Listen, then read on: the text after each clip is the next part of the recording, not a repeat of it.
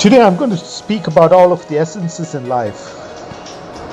What are the different essences of life which makes someone's being interesting? Someone's being interesting not just in this world but also into the future. What is that with your life which gives you some kind of true meaning, which gives you some kind of purpose, which gives you energy to go to the next hour with the brightness that you're working towards something? What is that which gives you the energy to go into the next day, to work on something which is brighter for yourself? Not just for you, your family, your society, your country, and the world. Now, the crucial difference which makes all the difference about your life on earth is your intention. What is your intention at the end of the day? And the intention which you have now. What will that intention which you have now resound with the time when you're close to moving away from the earth? When we are close to the last breath, the intention that you have now, how will it resound with that last breath which you would take? If your intention now is to acquire wealth, money, and everything associated with your bodily wants, during your last breath, it makes nothing. It does not make any kind of meaning to your life, to your body, to your purpose of what you did on earth. If you have an intention now to make money just for your body, to do everything in terms of what your purpose is, in terms of your body,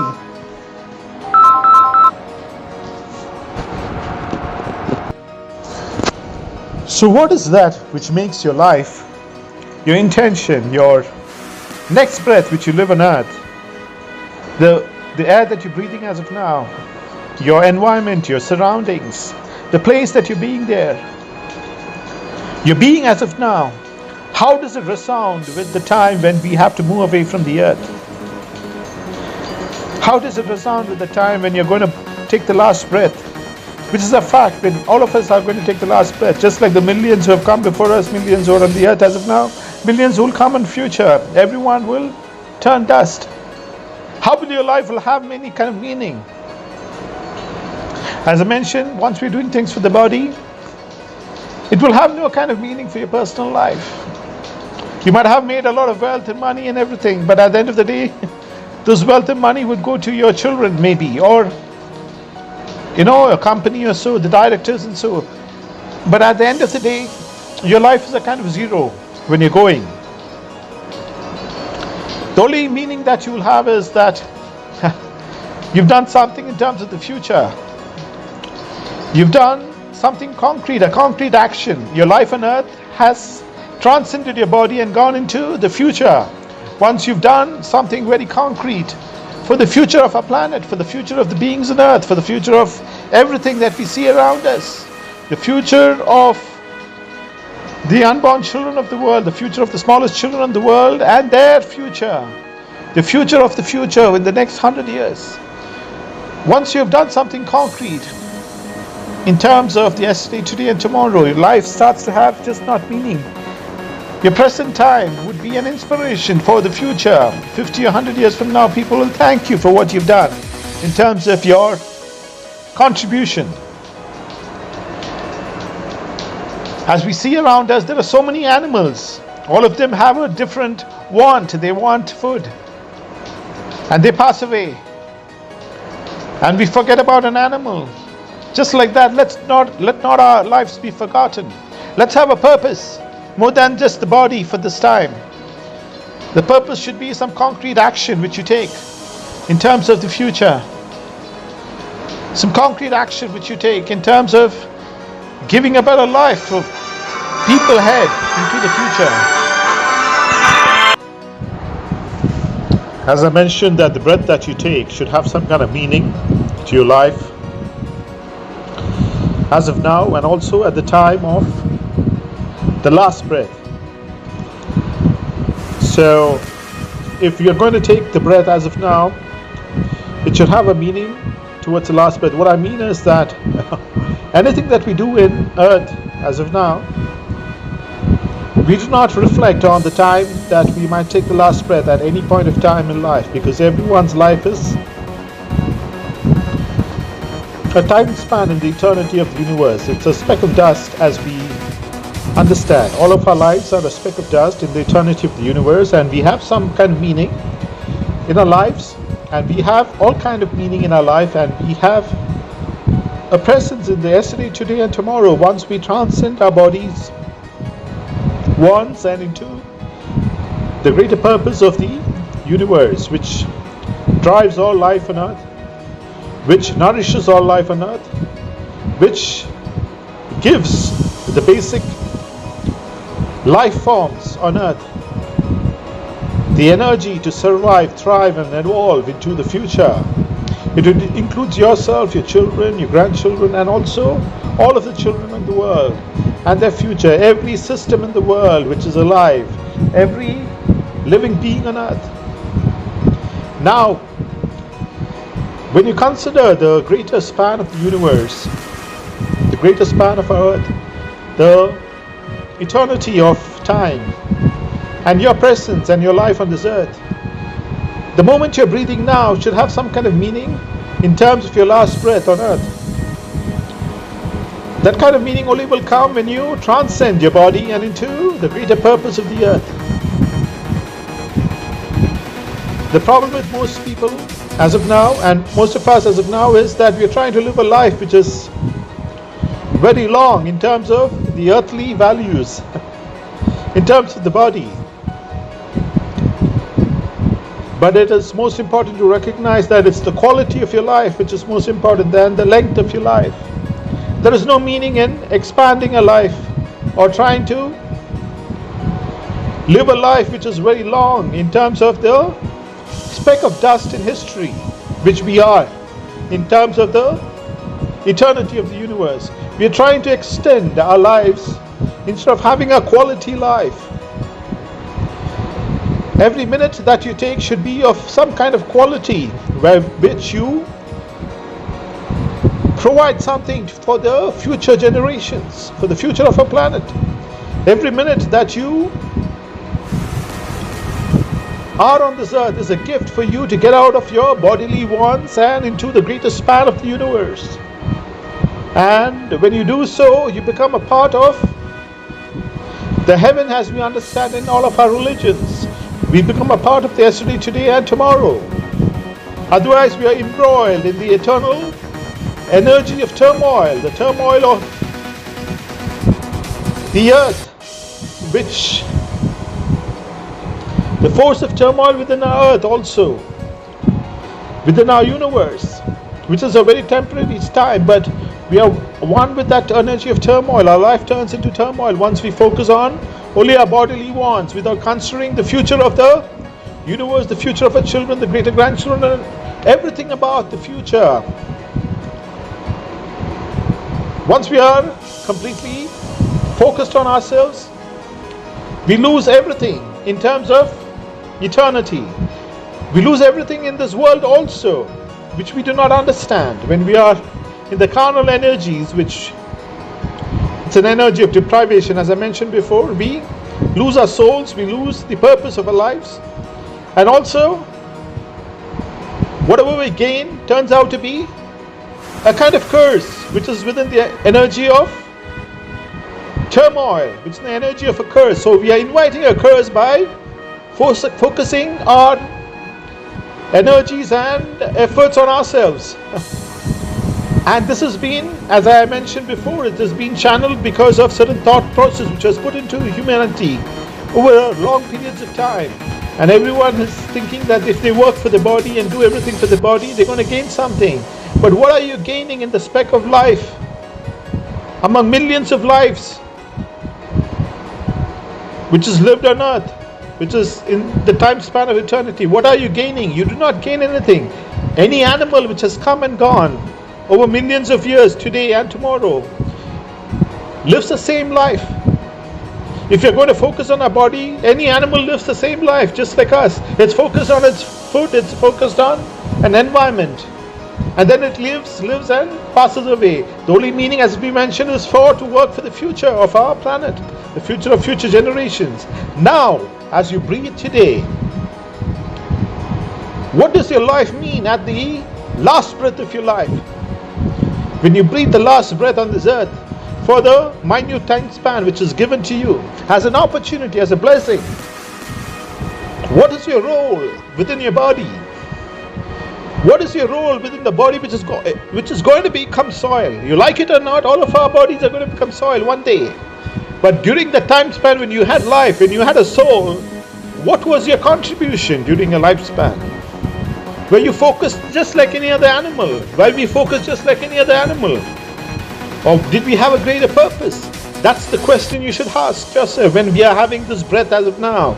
The oxygen which is given by the eternal force for you to breathe as of now should ask you a question. What are you doing for the future of the universe? And when you have that kind of thought process, you will start to replenish our earth. Let's replenish our earth.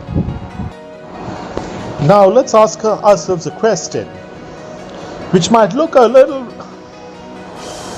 strange, but we should still ask ourselves a question. Suppose you had all the wealth in the world as of now. Suppose you are the richest man on earth or woman on earth, which might be $200 billion as of now, I think. Suppose you had all the money on earth. What would be your life at present? What do you consider yourself to be in terms of having all the money on earth? In case you had all the money on earth, what would be your position 500 years from today? What would be your position 100 years from today? What would be your position 10 years from today? What do you mean by having $200 billion? What do you mean by having $1 billion?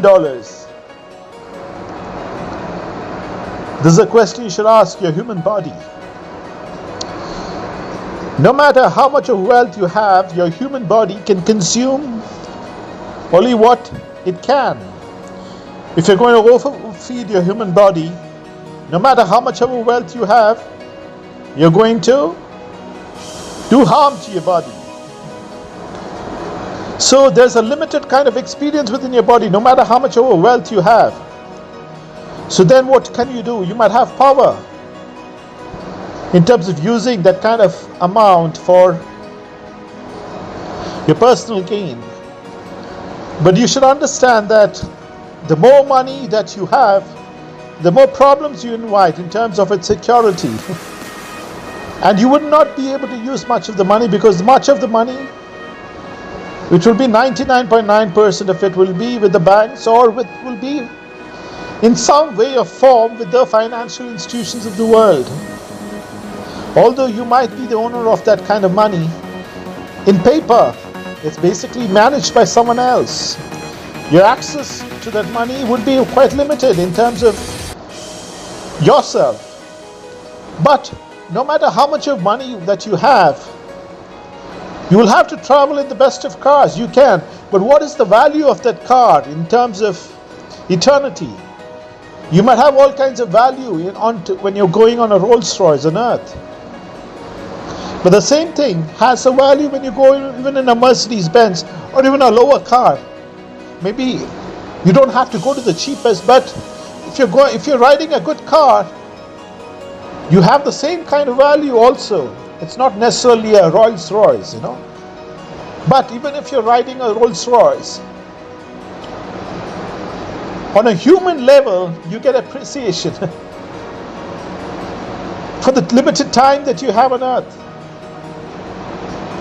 You're having a yacht. You're having all the wealth in the world. You're making the biggest of palaces. Now just remember, there were kings on this earth with the same kind of money and same kind of lifestyle who owned much of the earth. After the limited lifespan of 50, 60, 70, 90 years, Most of their wealth have turned dust for themselves. Then it has been passed on to the generations. And there was a lot of turmoil within those generations to acquire that wealth. And the same story went on and on for thousands of years. The greatest of kings on earth, we remember them for their wealth during their times, but it has no meaning in the purpose of life as of now. So what I mean is that even if you are the biggest of and the wealthiest person on earth, it has value according to the story created by the world, the story created by the stock markets, the story created by the people who would like to make more money, and they are right in their kind of thinking. But you have an individual mind. You can decide what is best for yourself.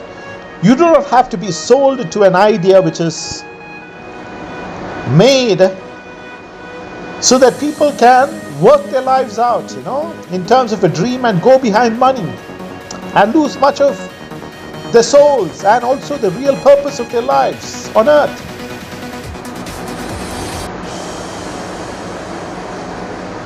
The story of having enormous wealth and then making most of the wealth as of now is to have a prestige value, to make a show among other people, and then create a kind of jealousy among people which makes the wealth seem big to themselves or ourselves, The basic flaunt of wealth in social media and other sites is to show other people that you have wealth or you are in an environment of enjoyment. And then when people feel jealous, it's a sign that you have achieved something, That's the kind of story being sold into the world, which is an absolute fallacy.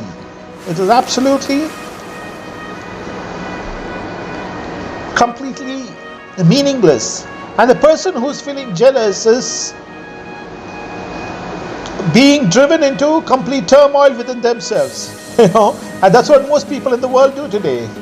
They see someone with wealth, and the purpose of that show of wealth is to create jealousy.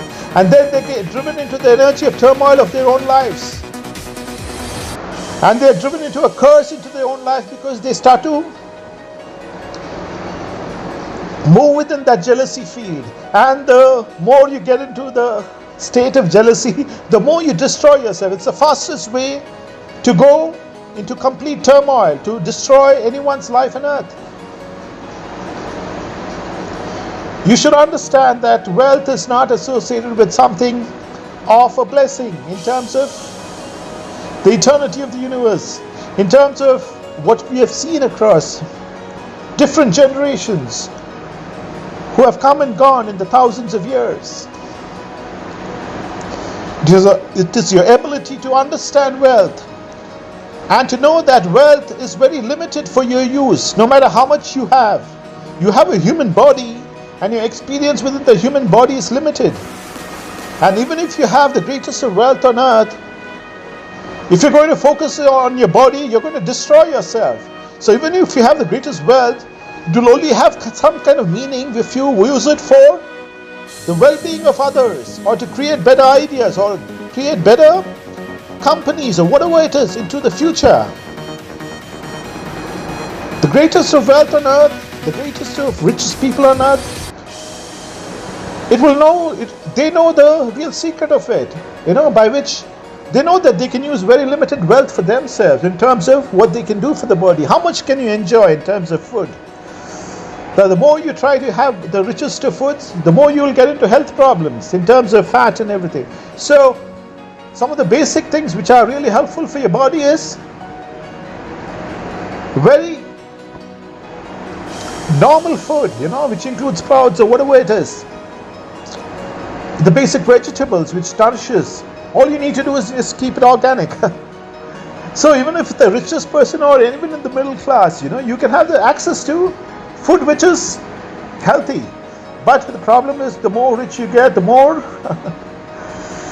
complications which happen in food. The more oil, the more fat. That's what we experience.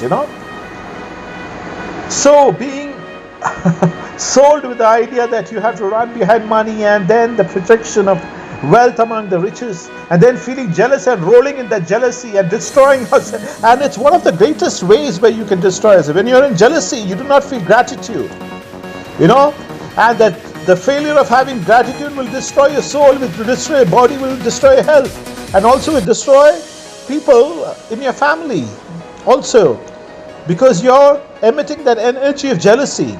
So it's very much important to understand that the energy of jealousy is the basic sign that you're getting into destruction. You're destroying yourself, and that is being projected in the world. You see rich people, and then you start to feel jealous. You understand that it's the mind, it's the mind. So be it in any kind of strata of society we are, let's not get into the energy of jealousy, which is one of the greatest ways by which you can get into the energy of turmoil and destroy our lives. Once you have the basic understanding that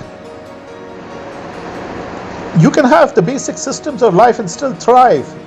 It is not that the richest people on earth are the blessed people. It is a mindset which is being blessed. When you have a mindset which is for the future, you will start to get into universal energies, and then your life on earth will be blessed. You will get all the material things which we want. You might be rich. You will be rich, because the universe will provide you with what you want when you get into the future of the universe, which you get when you get your mindset into the yesterday, today, and tomorrow. As I said in the early example, someone who wants to just start a lawn, and maintain it the best lawn or the best garden, in a factory or in any place by which he wants to earn something into the future, if he's dedicated in maintaining the best garden or whoever it is, other people will see it, and then they will you see a beautiful garden and you love the garden. Anyone on earth will love the garden. And then if you're dedicated to forming a good garden, you'll have much business, and then you have an app and then make it into a statewide or countrywide, whatever it is. As I said, Gmail also. I've also wanted to let you know about some of the basic businesses which you can start in the future, which you can start within yourself, within your place. Some of the things which will be to help people, help children understand a better sense of the world. You can educate children in different spheres to have a better sense of the world, not to being sold into the idea of running behind wealth and money, because that's the fastest way to destroy their lives in the true sense of the universe. If you're going to educate, if you're going to have a purpose by which you're going to educate people to work into the future and get creative ideas into the future, which will help future generations. So you will have youngsters working towards the future, and then you will have companies, you will have people working in all spheres of life towards the future. And when they work towards the future, when they work towards the energies of the universe, their present life on earth is blessed, because they start to begin to derive the energies of the universe into their lives, which will make their lives blessed. So as I said today, if you are jealous, you will have to do something for yourself, because that's the fastest way where you can fall and bring all people around you to fall, because it is a trick used by the world, to get people jealous about something. And then the more people are jealous, the more the value of the item goes up, because they cannot have it. And it's being sold in television, it's sold in all kinds of media. You cannot help it.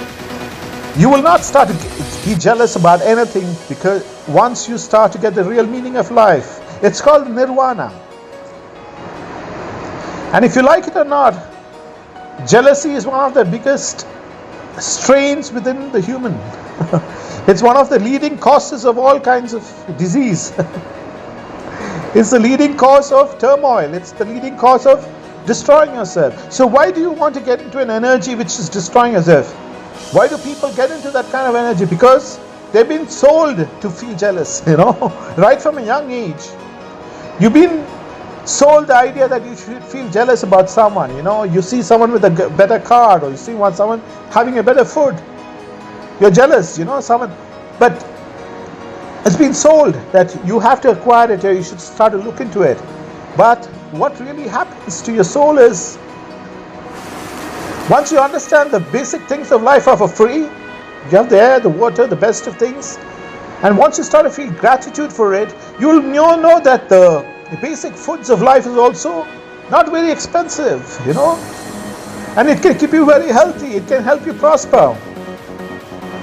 And you have the mind, you have the creative ability of the universe. And the more you're dwelling into jealousy, the more you're destroying yourself.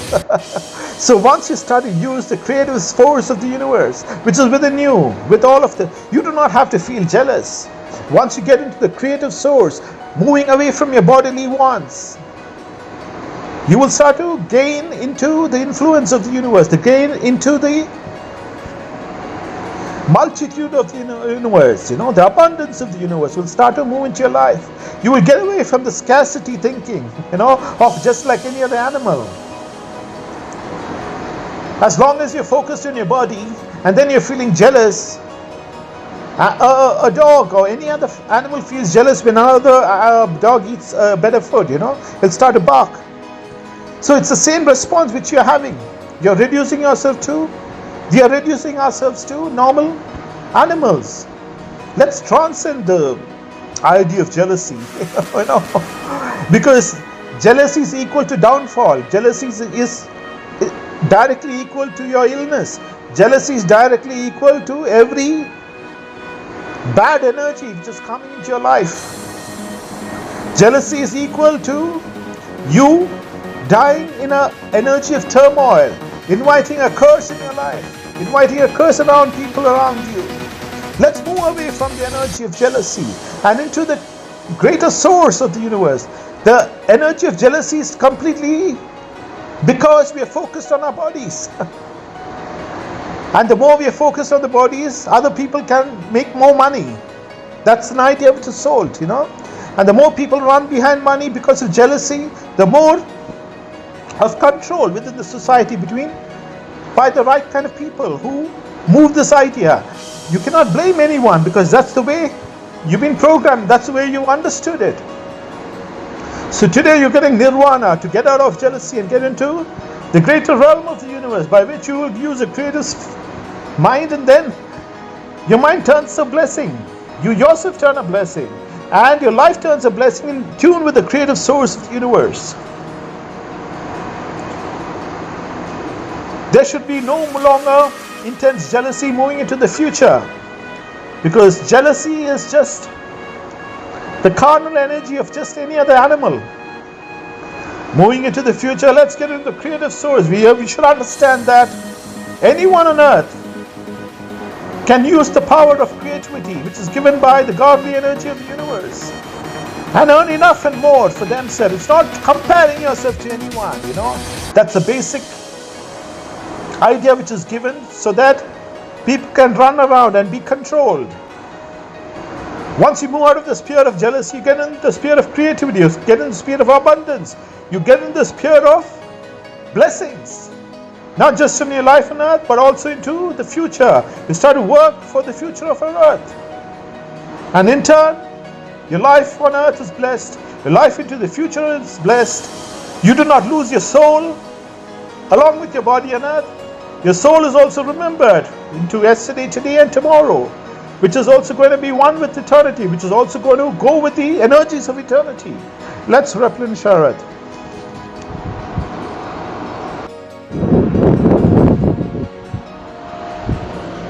Where do we go from here, from your present state? Which is the best place to go in terms of the direction of what we do? There was a time when there was a lot of people on this planet. There was a lot of information available, but the information did not travel as fast as we have at the present times. The information traveled between people of the same community, people within the same area, but at a fast pace, because once there was a word of mouth, then it went around the place, and then it became a news. Just like if there's a wedding in a place, it became a news within a matter of some time. So what was important then and what is important now is the same kind of transfer of information can happen at a very large scale, but the whole world knows today, compared to what the information was received within a village, within a town, within a city. And the information took some time for the word of mouth to go through. This is what I'm talking about, what might have been around 500 to 1,000 years ago. But even then, they had systems of communication by which the communication could travel across long distance. And one of the communication methods they used was the birds. The eagle was the prominent way to communicate between two different nations. So they used to put up a letter onto the eagle, and then the eagle would travel to a particular destination and then give it. It was trained to do so. It was trained to spot a particular symbol while it's flying. After 500 kilometers, it used to spot the symbol, and then it used to drop the letter by going into that location and drop. So communication was also done through the birds during the time. There's a story of an eagle which was given a letter, and it was trained to put it at the palace of another king. So the eagle took flight. The eagle was trained not to eat anything or drink anything till the letter was transferred to the palace. So this eagle took flight, but unfortunately during the flight, it felt that it had to drink some water. So it contained itself, and tried not to go with that feeling, but to drop the letter and then drink the water. But somehow the eagle could not get over its need for water at that time, and then got into a pond, a lake. It flew into a pond and lake and started drinking the water. So when you had to drink the water, you had to take it out of its mouth. It had to take it out of its mouth. So as soon as the eagle took the letter out of his mouth, there was a heavy wind and the letter flew away. The eagle could not locate it. Even it had eagle eyes, it could not locate the letter. The letter was lost. So as of now, the eagle was trained to go and give the letter at the palace and then come back. But now the letter was lost. The eagle had no place to go back, because it knew if it goes back without dropping the letter, they will not allow the eagle to live.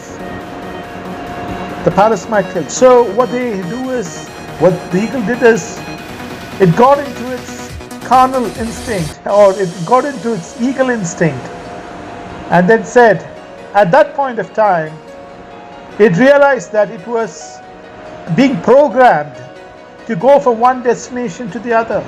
At that moment in time, when that letter was lost, it got out of its psychology of being programmed to go from one place to the other. And then it got the mindset of an eagle. At that point of time, when it was threatened by its life and death situation, it got information within its mind as to, this is not my profession, The eagle got that information that this is not what I'm programmed for. An eagle is supposed to fly freely. And at that point of time, it decided no matter what, I'm going to fly freely. And it took the decision and got its freedom. So there would be different instances in your life where you're programmed. You have programmed daily activities of your life. You might think that is the only thing in your life and you are completely devoted to it. You're completely devoted to your 9 to 5 life. You're completely devoted to running behind money because that is what the media which we get in terms of information on the television, radio, newspapers, any kind of information on the social media is telling us to run behind worldly possessions. It's a psychology built into humans, just like that eagle which was programmed to go with the letter from one place to the other. So we are programmed from an early age by the information we get, the information we receive as we grow up as children, from parents, from friends, from any kind of acquaintances, the programmed language that we have to do certain things to be accepted in this world. Any kind of information which does not correspond to our thinking is kind of rejected till we come into a situation where we know that this is something of absolute no value to us in terms of our existence. We are programmed to live and die just like any other species. A dog is being trained to be a loving dog, a caring dog, a protector dog. I'm not comparing humans to dogs. I'm not comparing. I'm saying that we are programmed in our own way as humans. And I have all respect for any kind of dog breeds, the German Shepherds. But they're all wonderful. But at the end of the day, they are doing a service. But if you really think of a German Shepherd or any kind of dog breed which is really loyal to us, the basic reason why they were made was not to serve humans as such, but to roam free in the wild as per their desires,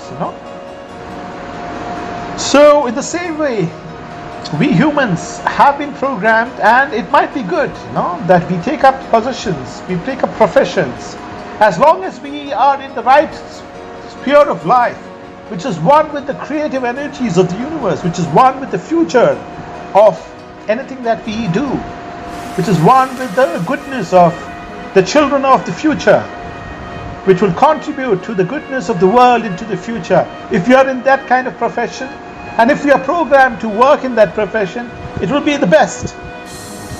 Just like some of the best surgeons in the world, just like some of the best doctors in the world, maybe the best on a lower scale, maybe the best gardeners in the world who maintain the best of gardens, or maybe the best architects in the world who design their buildings according to the laws of nature, which is one in tune with the natural systems of the universe, which is in tune with the positive life forces of the universe, with sustainable architecture, sustainable designs into the future.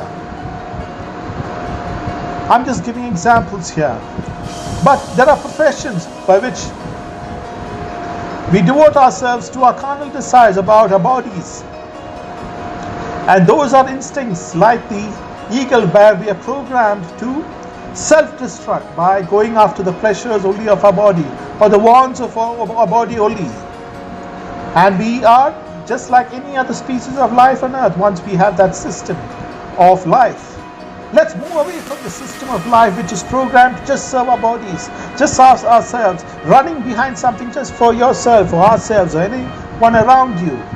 It does not bring any meaning at the day when we make the last breath. On the day when we make the last breath, it will be all about running about yourself. It will be only about you, and that last breath will be equal to your life being a complete waste because you have concentrated only on yourself. Let your life be more meaningful. Let your life be one with the yesterday, today, and tomorrow. with the positive energies of the universe, with the energies of the universe which sustain all life. Let your creative designs, your work, your field, your business be a stepping stone into the creative energies of the universe. When that is done in the right way, your life on earth will be blessed, along with your life being a source of inspiration for people into the future generations. The generations of tomorrow will thank you for what you have done. Maybe you might not be known as as the greatest individual on earth who've contributed something for the future, but your contribution will resound with the vibrations of the universe of the future. It will resound with the energies of future life on earth. So let's replenish our earth with vigor, vitality, and let's be a part of the creative source of the universe. Let's replenish our earth. Let's imagine a world without law and order. Let's imagine a world without laws. Let's imagine a world where everything was about anyone doing anything. I think you just cannot imagine a world like that, because if you're going to live by the rules of the jungle, or you will not have any kind of society, you will not have any kind of culture, you will not have any kind of education system, you will not have any kind of knowledge developing. It will all be about the way the animals in the jungle live. The only reason we are humans and we have created a system of knowledge, system of living, system of governance, system of the way humans evolve is because we have an intellect, we have a mind, we have a creative ability, and that mind has been able to make us human the way we are today. We have systems of knowledge, we have systems of information, we have systems of religion, we have systems of everything, governance, government, systems of way we live our lives, systems of rules within the society. All these systems are made so that humanity thrives into the next sphere. And the systems can only be conditioned and program better and also evolve into the future once we concentrate on the creative abilities which makes us humans. The only reason that the animals are animals in the jungle is because they do not have a system of evolvement. An animal in the jungle which was 50,000 years ago is kind of the same in the jungle today. An animal which was in a bird or an animal or any kind of species which was in the jungle around 100,000 years ago is the same today. But it's not the same with humans, right? We have evolved, our thinking has evolved, our mind has evolved. We have evolved into more active systems of knowledge, more communications, better at everything, be it life, be it health, be it any kind of systems which we have developed, because the only distinguishing factor is that we have the intellect, the creative source of God. But unfortunately, many of us, even at this present point of time, forget the creative source of God and go back to the jungle mindset of only driving yourself for the body. Although you're living in the creative energies of the universe in the present day, you're going back to the laws of the jungle, which was 50,000 years back, 100,000 years back. And then it does not gel with today's mindset, does not gel with today's system. It will not do you any kind of good to concentrate in your body and try to do everything for your body, forgetting that you have the creative source of the universe. You have the energy of the universe to help you move into the future. Once you do not tap into the creative energies, you are letting yourself be a bait for the energies of turmoil. You let yourself be a programmed body so that the conditions of the earth which will keep you from moving into the creative source of the universe will hold yourself, will hold your life. You will be programmed to go from one day to the other based on your bodily requirements, to chase after money, to chase after your bodily requirements, to chase after materials, to chase after the next item, to chase after the next relationship which might help your body a little more better. You are forgetting that you are different from any species of life, and that difference is only your creative energies. That difference is only what makes you another species from all other life forms on earth. That ability makes you one in a large degree with the creative source of the universe in terms of what you can do on a creative sphere in the meaning of life today, yesterday, and tomorrow. Let's get out of our bodily mindset. Let's get into the creative realm of the universe. And once we get into the creative realm of the universe, the creative sources of the universe, the creative energies of the universe, the energy which sustains everything on the universe, our lives are not just blessed. We also will do things which will also replenish our earth in its own way. We will get into a system of life which will replenish our earth, which will replenish the future generations, which will bring abundance, not just in our lives on earth today. And we will get away from our bodily desires and wants, which might be a curse in our lives, but we'll get into the greater energy of abundance, and our lives will be blessed. What we think of as a blessing will not be what the universe will give us. Our universe will give us much better things than what our bodily desires want. Once we are in the creative realm of the universe blesses us by its own means through health, wealth, and spiritual well-being. Let's replenish our earth. There was a time when traveling between different places on earth took a long time, and it's just not a long time. It took a lot of effort, it took a lot of energy. It took a lot of halting on the way. It took a lot of effort by not just one individual, it took a lot of effort by different people to get people from one destination to the other. If you go by one of the first evolutions of travel will be the horse cart. The horse cart was used to travel from long distances. I'm talking about normal people in case they had to travel, or even in the military, or even the kings for any kind of travel which they wanted to do on a larger scale in terms of visiting other kingdoms, and so they had to do it with the horse cart. So it was the kings used to travel. And one such incident of what we think of as a story is there was a very important king in the world, and he had to travel to around 3,000 kilometers.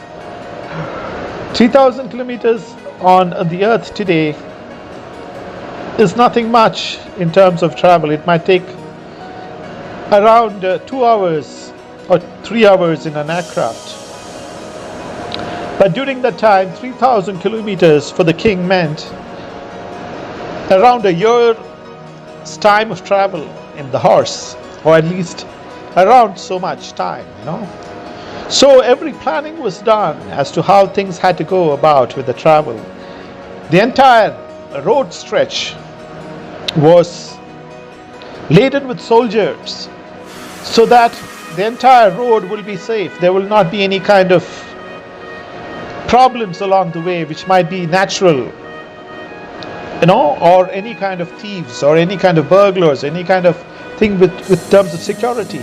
And also to see that the king had an excellent way of traveling where he was comfortable.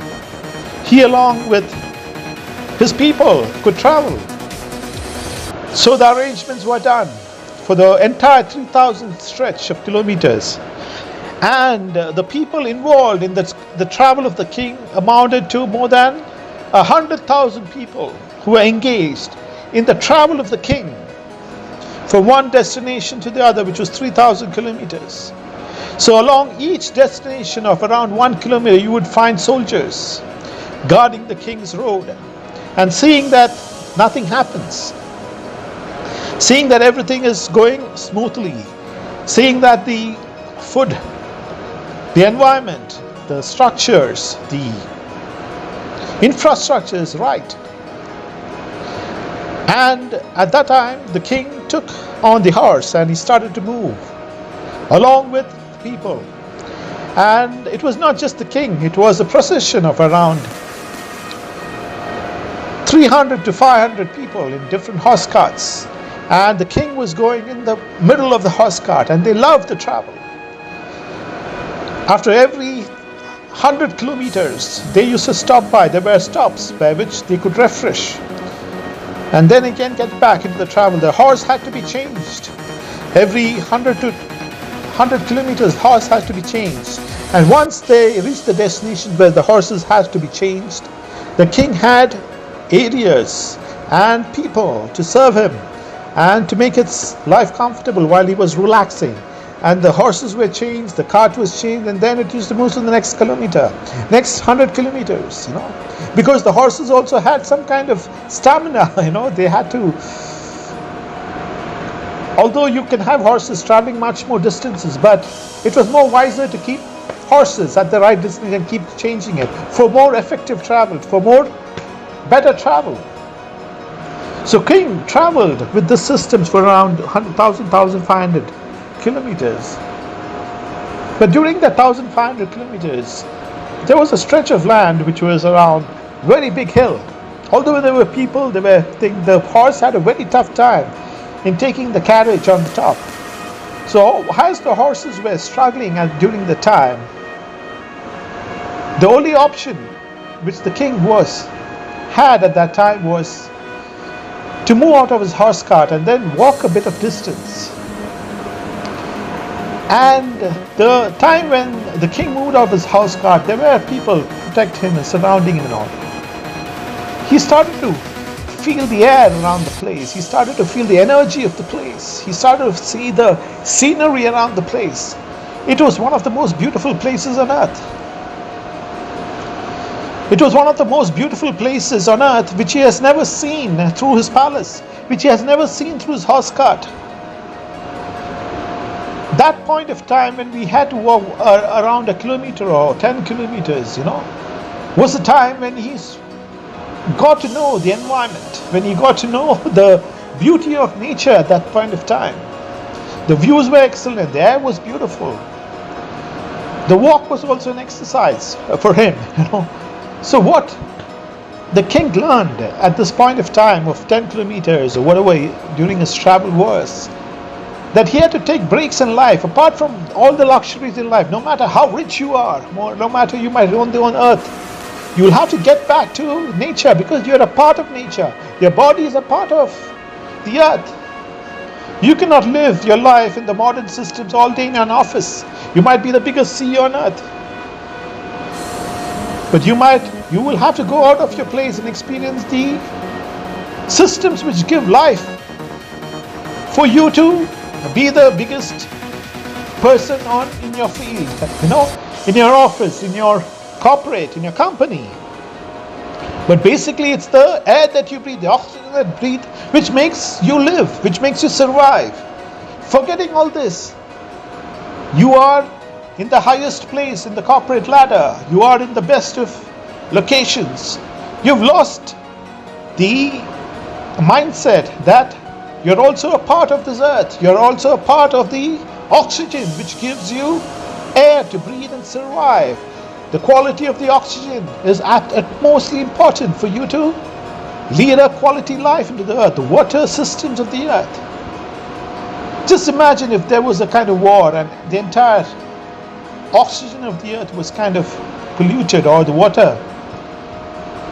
Even if you are the greatest CEO on earth, you still have to breathe the quality air. You might have to drink the water. You might get systems, you might get air cylinders, and so you might get the best of distilled water during the time. But still, these are things which nature gives us for free and we do not acknowledge it.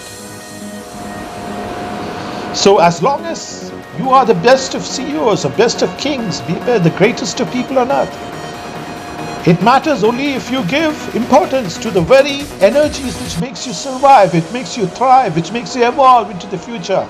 And once you are into the future with your mindset from your greatest positions, your contribution towards the future will be acknowledged by future generations. They will think of you as an individual, as a contributor, as a CEO, as a king, as a president, as a prime minister, or the greatest individuals on earth, the richest people on earth. Once you have your mind also focused into the natural systems of our universe, which helps us evolve, thrive, survive, we will be a better being into the future. The future generations, the unborn children, will thank you, will thank us for what we have done into the future.